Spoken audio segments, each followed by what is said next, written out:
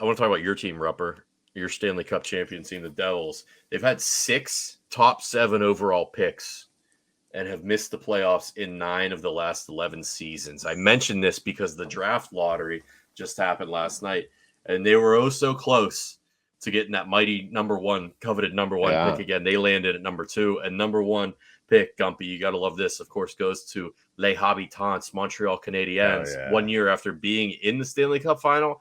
And this year, of course, with the entry draft being in the Bell Center in Montreal this summer. Yeah, Gumpy, what are you? You're all fired up for the Abs or what? I mean, my mind is solely on Calgary tonight, my friend. I mean, but, what a fall from grace for Montreal, though, man, to go from in the stand. But I mean, like I said, we talked about it 1,000 times. You take Weber and Carey Price off a team that wasn't that deep. You know, that's your heart and soul gone all year, damn near all year, dude.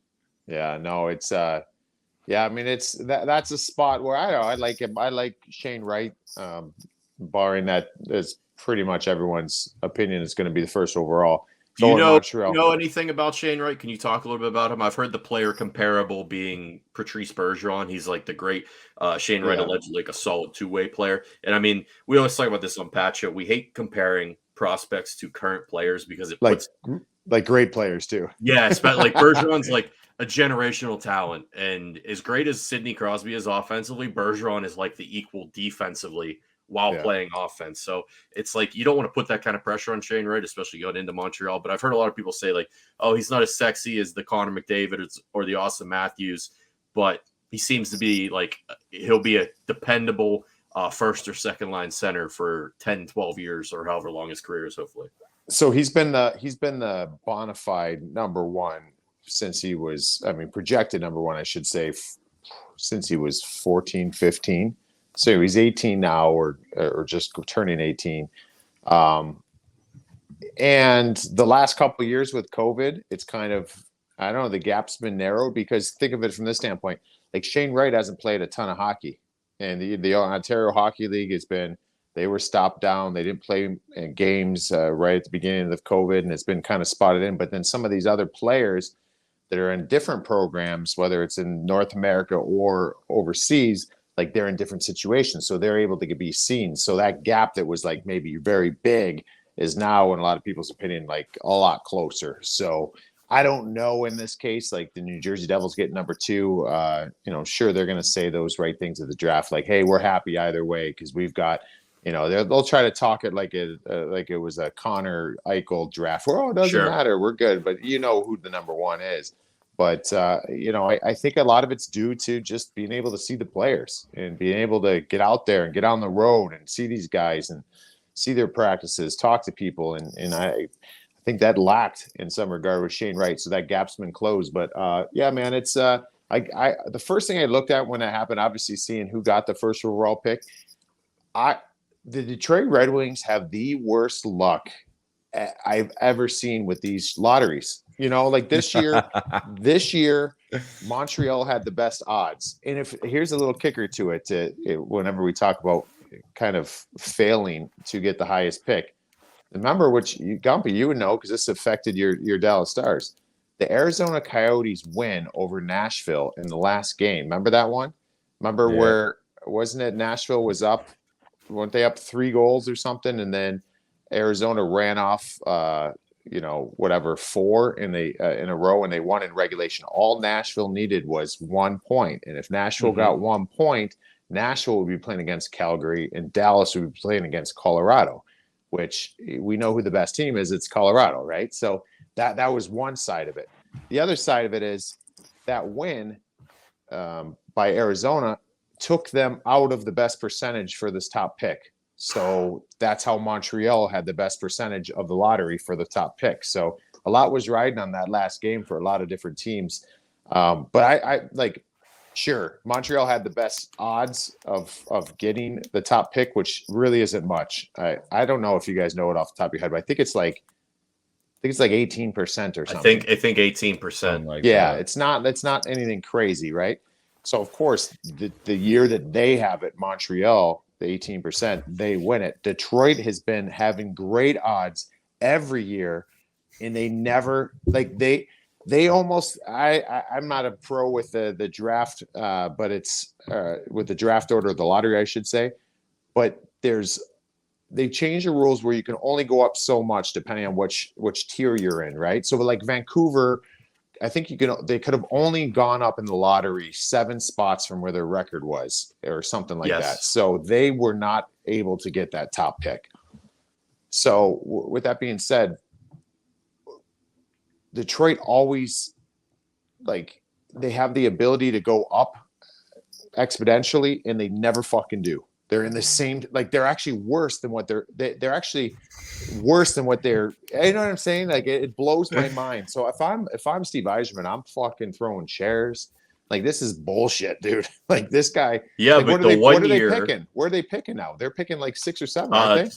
They're picking 8th.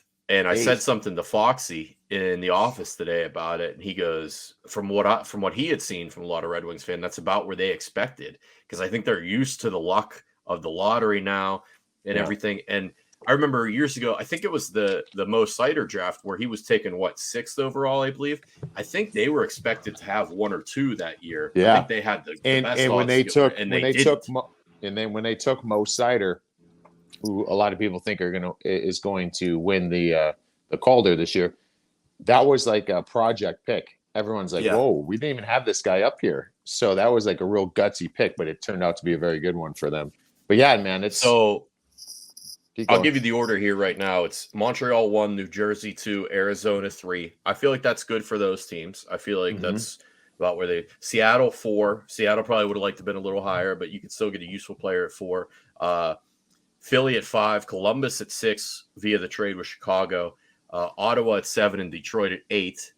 And then you have Buffalo at 9 from their late season surge, Anaheim at 10, San Jose 11, Columbus at 12, the Islanders at 13. We'll get to that and Barry Trotz in a second. I know you got some thoughts on that. 14 is Winnipeg, 15 is Vancouver, and 16 is Buffalo via Vegas and the Jack Eichel trade.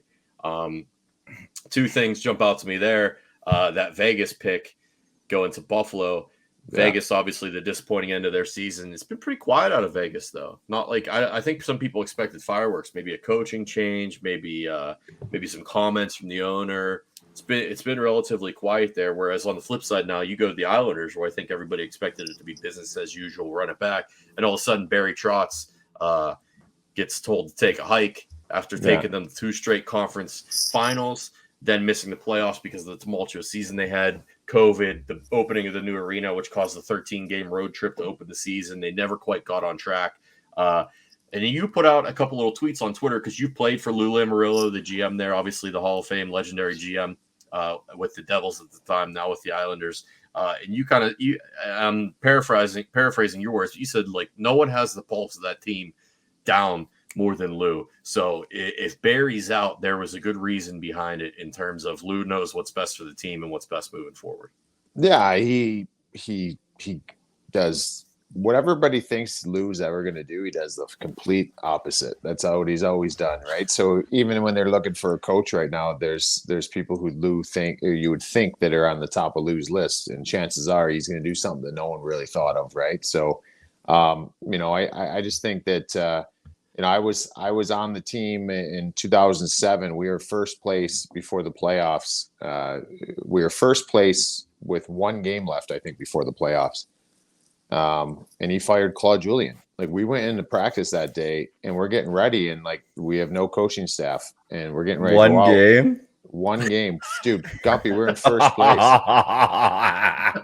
We're like one of the best. That is cold, dude. We're like one of the best records. One of the best records in the Eastern Conference, and comes in and like, we were shocked. And with that being said, Claude Julien went on. He's available now. He's had he won a cup in Boston, was there for a long time. Then he went to Montreal. Things didn't work out.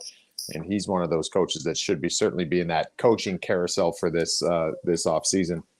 But it was necessary, like, without fully divulging. He wasn't going to be able to squeeze us anymore, and that was the right move. And then all of a sudden, Lou came down, grinded you down to a nub. Yeah, now you got Lou coming down, and you got the GM. standing behind you on the bench.